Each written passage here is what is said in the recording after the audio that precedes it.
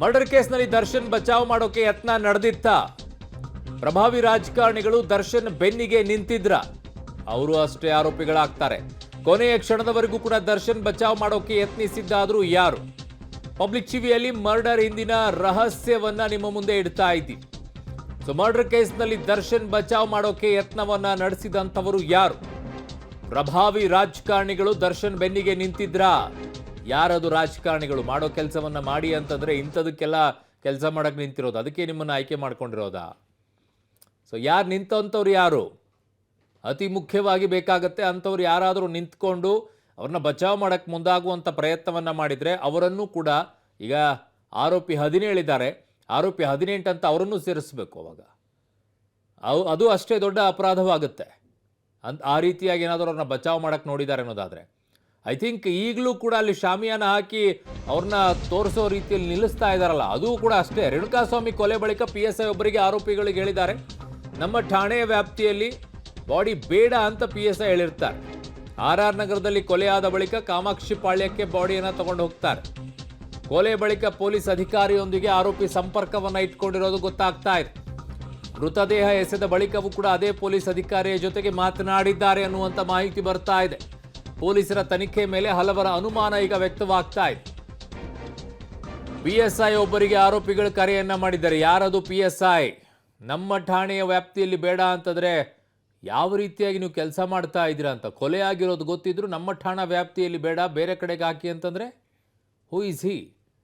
ಯಾರೇ ಇದ್ರೂ ಕೂಡ ಅವರನ್ನು ಕೂಡ ಆರೋಪಿಯನ್ನಾಗಿ ಮಾಡಿದ್ರಲ್ಲಿ ಮೊದಲು ಸಸ್ಪೆಂಡ್ ಮಾಡಬೇಕು. ಆ ವ್ಯಕ್ತಿ ಯಾರು ಫೋನಲ್ಲಿ ಮಾತನಾಡಿದ್ರು, ಅವ್ರಿಗೆ ಗೊತ್ತಿದ್ದು ಕೂಡ ಮೌನಕ್ಕೆ ಶರಣಾಗಿದ್ದಂಥವ್ರು ಯಾರು, ಅದನ್ನು ಮುಚ್ಚಿ ಹಾಕುವಂಥ ಪ್ರಯತ್ನ ಮಾಡ್ತಾ ಇದ್ದಂಥವ್ರು ಯಾರು, ಅವರನ್ನು ಆರೋಪಿಯಾಗಿಯೇ ಇಡಬೇಕಾಗತ್ತೆ. ಇದರಲ್ಲಿ ಯಾವ ಪೊಲೀಸರಿಗೆ ಫೋನ್ ಮಾಡಿದ್ರು, ಯಾವ PSI ಅದು ಫೋನ್ ರಿಸೀವ್ ಮಾಡಿ ಮಾತನಾಡಿ ನನ್ನ ಠಾಣಾ ವ್ಯಾಪ್ತಿಯಲ್ಲಿ ಬೇಡ ಅಂತೇಳಿ ಯಾಕೆ ಇಮಿಡಿಯೇಟ್ ಆಗಿ ಆ್ಯಕ್ಷನ್ ತಗೊಳ್ಳಿಲ್ಲ? ಇವೆಲ್ಲವೂ ಕೂಡ ಆಚೆ ಬರಬೇಕಾಗತ್ತೆ. ತನಿಖೆ ಈಗ ಒಂದು ಸೈಡ್ ಆಗುವಂಥ ಮೇಲ್ನೋಟಕ್ಕೆ ಕಾಣಿಸಕ್ಕೆ ಶುರುವಾಗಿದೆ. ನಿನ್ನೆಯವರೆಗೂ ಇರಲಿಲ್ಲ, ಇವತ್ತಿನಿಂದ ಹಾಗೆ ಕಾಣಿಸ್ತಾ ಇದೆ. ಯಾಕೆ ಅಂತಂದರೆ ಶಾಮಿಯಾನ ಹಾಕಿ ಸೇಫ್ ಮಾಡುವಂಥ ಪ್ರಯತ್ನವನ್ನು ಪೊಲೀಸರು ಮಾಡ್ತಾ ಇದ್ದೀರಲ್ಲ, ಈ ಮೂಲಕವಾಗಿ ಗೊತ್ತಾಗ್ತಾ ಇದೆ. ಮೊದಲ ಫ್ಲೋರ್ನಲ್ಲಿ ದರ್ಶನ್ ಇರೋದು. ದರ್ಶನ್ ಕೊಠಡಿ ಕಾಣದಂತೆ ಶಾಮಿಯಾನವನ್ನು ಪೊಲೀಸರು ಹಾಕ್ತಿದ್ದಾರೆ. ಏನು ಅವಾರ್ಡ್ ತೊಗೊಂಡು ಬಂದಿದ್ದಾರೆ? ಕೊಠಡಿಯಲ್ಲಿ ದರ್ಶನ್ಗೆ ರಾಜಾತಿಥ್ಯ ನೀಡಲಾಗಿದೆಯಾ? ಇರ್ಬೋದು, ಬೇಕಾಗಿರುವಂಥ ಬೆಡ್ ವ್ಯವಸ್ಥೆ, ಸಂಜೆ ಆದ ನಂತರ ಅವ್ರಿಗೆ ಏನು ಬೇಕೋ ಆ ವ್ಯವಸ್ಥೆ ಎಲ್ಲವೂ ಇರ್ಬೋದೇನೋ. ಎಲ್ಲ ವ್ಯವಸ್ಥೆಗಳನ್ನು ಮಾಡಿರ್ತಾರೆ, ಅದಕ್ಕೆ ಯಾವುದು ಕಾಣಬಾರ್ದು ಅಂತ ಶಾಮಿಯಾನ ಹಾಕಿದ್ದಾರೆ. ನೋಡಿ ಅಲ್ಲಿ ಈ ರೀತಿಯಾಗಿ ಏನೋ ಅನ್ಸಲ್ವಾ ನಿಮಗೆ? ಬೇರೆ ಆರೋಪಿಗಳಿಗೂ ಹೀಗೆ ತೋರಿಸ್ತಿರ್ವಾ? ಬೇರೆ ಆರೋಪಿಗಳನ್ನು ಹೀಗೆ ಇಡ್ತೀರಾ? ಏನೋ ನಟನೆ ಮಾಡಿದಾರೆ ಅಂದ ತಕ್ಷಣ ಅವರು ಮೇಲಿಂದ ಎಳೆದು ಬಂದಿದ್ದಾರೆ ಅಂತ ಅಂದ್ಕೊಂಡು ಅವ್ರಿಗೆ ಈ ರೀತಿಯಾಗಿ ಸೌಕರ್ಯ ಕೊಡ್ತಾ ಇದ್ದೀರಾ? ಯಾರು ಹೇಳಿದ್ದಾರೆ ಇವನ್ನೆಲ್ಲ ಮಾಡೋಕ್ಕೆ? ಯಾಕೋ ಪೊಲೀಸರ ವಿಚಾರದಲ್ಲಿ ಅನುಮಾನಗಳು ಹುಟ್ಟಕ್ಕೆ ಶುರುವಾಗಿದೆ. ಈಗ ಈ ಶಾಮಿಯಾನೆಲ್ಲ ಹಾಕಿ ಕವರ್ ಮಾಡಿ, ಅರೆ ಫೇಸ್ ಮಾಡಲಿ ಬಿಡ್ರಿ, ಗೊತ್ತಾಗುತ್ತೆ. ಫಿಲ್ಮ್ಗಳೆಲ್ಲ ಸಕ್ಸಸ್ಫುಲ್ ಆದಾಗ ಜನರ ಮುಂದೆ ಬಂದು ಫೇಸ್ ಮಾಡಲ್ವಾ? ಈಗ ಅವ್ರ ಮೇಲೆ ಬಂದಿರುವಂಥ ಆರೋಪದಲ್ಲಿ ಅವ್ರು ಫೇಸ್ ಮಾಡಲಿ.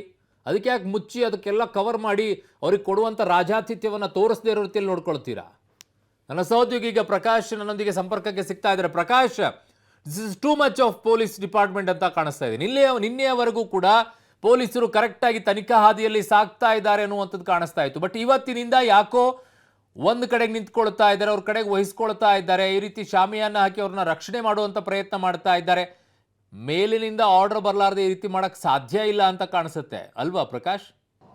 ಖಂಡಿತವಾಗ್ಲೂ ಕೂಡ ಈಗಾಗಲೇ ನಗರ ಪೊಲೀಸ್ ಆಯುಕ್ತರು ಈಗಾಗಲೇ 144 ಸೆಕ್ಷನ್ ಅನ್ನ ಜಾರಿಗೊಳಿಸಿ ಆದೇಶವನ್ನ ಮಾಡಿದ್ದಾರೆ. ಸೊ ಆ ಒಂದು ಕಾರಣಕ್ಕಾಗಿ ಪೊಲೀಸರು ಕಂಪ್ಲೀಟ್ ಆಗಿ ಆ ಠಾಣೆಯ ಸುತ್ತಮುತ್ತಲಿನ ಪ್ರದೇಶವನ್ನ ಬ್ಯಾರಿಕೇಡ್ಗಳನ್ನ ಹಾಕಿ ಕ್ಲೋಸ್ ಮಾಡಿದ್ದಾರೆ. ಅದೆಲ್ಲವೂ ಕೂಡ ಸರಿ, ಆದ್ರೆ ಠಾಣೆಯ ಮುಂಭಾಗದ ಆ ಒಂದು ಕಾಂಪೌಂಡ್ ಏನಿದೆ ಅಲ್ಲಿ ಅಲ್ಲಿ ಸೈಡ್ ವಾಲ್ಗಳನ್ನ ಕಟ್ಟಿ ಕ್ಲೋಸ್ ಮಾಡುವಂಥದ್ದಾಗ್ಲಿ, ಅಥವಾ ದರ್ಶನ್ ಇರುವಂತಹ ಆ ಕೊಠಡಿಯ ವಿಂಡೋಗಳಿಗೂ ಕೂಡ ಕ್ಲೋಸ್ ಮಾಡಿರುವಂಥದ್ದು, ಜೊತೆಗೆ ಬಾಲ್ಕಾನ್ ಬಾಗ್ ಏನಿದೆ ಅಲ್ಲಿ ಕೂಡ ಮೂವ್ಮೆಂಟ್ ಆಗ್ತಾ ಇದ್ರು, ಅಲ್ಲಿ ಕೂಡ ವಿಡಿಯೋಗಳಿಗೆ ಸಿಗಬಾರ್ದು ಅನ್ನುವಂಥ ಕಾರಣಕ್ಕಾಗಿ ಅಲ್ಲಿ ಕೂಡ 2 ಫ್ಲೋರ್ಗಳಲ್ಲಿ, ಫಸ್ಟ್ ಸೆಕೆಂಡ್ ಫ್ಲೋರ್ ಮತ್ತೆ ಥರ್ಡ್ ಫ್ಲೋರ್ಗಳಲ್ಲಿ ಕೂಡ ಸೈಡ್ ವಾಲ್ಗಳನ್ನ ಕಟ್ಟಿ ಮುಚ್ಚಲಾಗಿದೆ. ಸೊ ಪೊಲೀಸರನ್ನ ವಿಚಾರಿಸುವಂತ ಸಂದರ್ಭದಲ್ಲಿ ಕೂಡ ಮೇಲಾಧಿಕಾರಿಗಳ ಸೂಚನೆ ಮೇರೆಗೆ ಈ ರೀತಿಯ ಸೈಡ್ ವಾಲ್ಗಳನ್ನ ಕಟ್ಟಿದೀವಿ ಅಂತ ಹೇಳಲಾಗ್ತಾ ಇದೆ. ಎಲ್ಲೋ ಒಂದು ಕಡೆ ಪೊಲೀಸರ ಈ ಒಂದು ವರ್ತನೆಯಿಂದ, ಪೊಲೀಸರ ಈ ಒಂದು VIP ಟ್ರೀಟ್ ನಿಂದಾಗಿ ಸಾರ್ವಜನಿಕ ವಲಯದಲ್ಲಿ ಕೂಡ ವ್ಯಾಪಕ ಆಕ್ರೋಶಗಳು ವ್ಯಕ್ತವಾಗ್ತಾ ಇದ್ದಾವೆ. ಸಹಜವಾಗಿ ಬೇರೆ ಬೇರೆ ಆರೋಪಿಗಳನ್ನ ಸಾರ್ವಜನಿಕವಾಗಿ ಅವರ ಮುಖವನ್ನ ಕೂಡ ಕ್ಲೋಸ್ ಮಾಡದೆ ಅದೇ ರೀತಿಯಲ್ಲೇ ಕರೆದುಕೊಂಡು ಬರ್ತಾರೆ. ಸೊ ಆದ್ರೆ ಸೆಲೆಬ್ರಿಟಿ ಅನ್ನುವಂತಹ ಕಾರಣಕ್ಕಾಗಿ ಇಷ್ಟೊಂದು ರಾಜ್ಯಾತಿಥ್ಯ ಮರ್ಯಾದೆ ಬೇಕಾ ಅನ್ನುವಂಥದ್ದನ್ನ, ಇಲ್ಲಿ ಯಾರನ್ನ ಮೆಚ್ಚಿಸೋದಕ್ಕೆ ಪೊಲೀಸರು ಹೊರಟಿದ್ದಾರೆ ಅನ್ನುವಂಥದ್ದು ಕೂಡ ಪ್ರಶ್ನೆಯಾಗಿ ಉಳಿಯುತ್ತೆ. ಬಹುಶಃ ಕಳೆದ 2 ದಿನಗಳಿಂದ ಕೂಡ ಪೊಲೀಸರು ಈ ರೀತಿಯಾಗಿ ನಡ್ಕೊಂಡಿರ್ಲಿಲ್ಲ.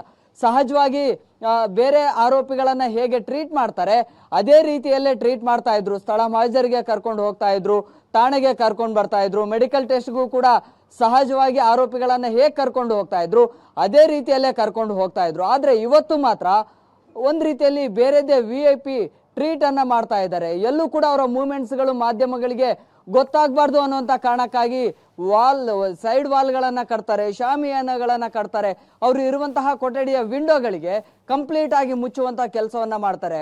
ಸೊ ಪೊಲೀಸರು ನಿಜಕ್ಕೂ ಕೂಡ ಯಾಕೆ ಈ ರೀತಿಯಲ್ಲಿ ಮಾಡ್ತಾ ಇದ್ದಾರೆ ಅಂದ್ರೆ ಬಹುಶಃ ಆರೋಪಿಗಳೇನಿದ್ದಾರೆ ಆರೋಪಿಗಳ ಪೈಕಿ ಪ್ರಭಾವಿ ರಾಜಕಾರಣಿಯೊಬ್ಬರ ಸಂಬಂಧಿಕರು ಕೂಡ ಇದ್ದಾರೆ ಅಂತ ಹೇಳಲಾಗ್ತಾ ಇದೆ. ಬಹುಶಃ ಅದನ್ನ ಮುಚ್ಚಿಡುವಂತಹ ಪ್ರಯತ್ನವಾಗಿ ಮಾಧ್ಯಮಗಳಲ್ಲಿ ಅವರ ವಿಡಿಯೋಗಳು ಚಿತ್ರೀಕರಣ ಆಗಬಾರ್ದು ಅನ್ನುವಂತ ಕಾರಣಕ್ಕಾಗಿ ಈ ರೀತಿಯ ಕ್ರಮಕ್ಕೆ ಪೊಲೀಸರು ಮುಂದಾಗಿದ್ದಾರೆ ಅನ್ನುವಂಥದ್ದು ಕೂಡ ಸಾಕಷ್ಟು ಅನುಮಾನಗಳಿಗೆ ಎಡೆ ಮಾಡಿಕೊಡ್ತಾ ಇದೆ. ಅರುಣ್. ಓಕೆ ಪ್ರಕಾಶ್, ನಿಮ್ಮೆಲ್ಲ ಮಾಹಿತಿಗೆ ಧನ್ಯವಾದಗಳು. ಸೊ ಒಂದು ಕಡೆಗೆ ದೊಡ್ಡವರಿಗೆ ಒಂದು ನ್ಯಾಯ, ಬಡವರಿಗೆ ಒಂದು ನ್ಯಾಯ ಅಂತ ಹೇಳುತ್ತಾರೆ. ಸಾಮಾನ್ಯ ಜನರಿಗೊಂದು, ಶ್ರೀಮಂತರಿಗೆ ಒಂದು ಅಂತ ಹೇಳಿ ಆ ಪರಿಸ್ಥಿತಿಯಲ್ಲಿ ಇದ್ದಂಗೆ ಕಾಣಿಸ್ತಾ ಇದೆ. ಈಗ ಜನ ಅನ್ನೋದಕ್ಕೂ ಅವರಿಗೆ ಅನುಭವ ಆಗೋದಕ್ಕೂ ನೀವು ಮಾಡ್ತಾ ಇರೋದಕ್ಕೂ ಕರೆಕ್ಟಾಗೇ ಇದೆ. ದೊಡ್ಡವರಿಗೊಂದು ನ್ಯಾಯ, ಇನ್ನೊಬ್ಬರಿಗೆ ಇನ್ನೊಂದು ನ್ಯಾಯ ಅಂತ ಹೇಳಿ ಉಳ್ಳವರು ಈ ರೀತಿಯಾಗಿ ಪಡ್ಕೊಳ್ತಾರೆ. ಇಲ್ಲದೆ ಇರುವಂಥ ಆರೋಪಗಳನ್ನು ಮಾಡ್ಕೊಂಡು ಬಂದಿರೋರಿಗೆ ಮುಖ ತೋರಿಸ್ಕೊಂಡು ಓಡಾಡ್ತಾರೆ. ಇಲ್ಲಿ ಪೊಲೀಸರೇ ರಕ್ಷಣೆ ಕೊಟ್ಟು ಕವರ್ ಮಾಡಿ ಹೂವು ಎಲ್ಲ ತಂದುಬಿಟ್ಟು ಅಲಂಕಾರ ಮಾಡಿಬಿಡಿ, ಸಾಧ್ಯ ಆದರೆ ಊಟನೂ ಬಡಿಸ್ಬಿಡಿ ಎಲ್ಲರಿಗೂ.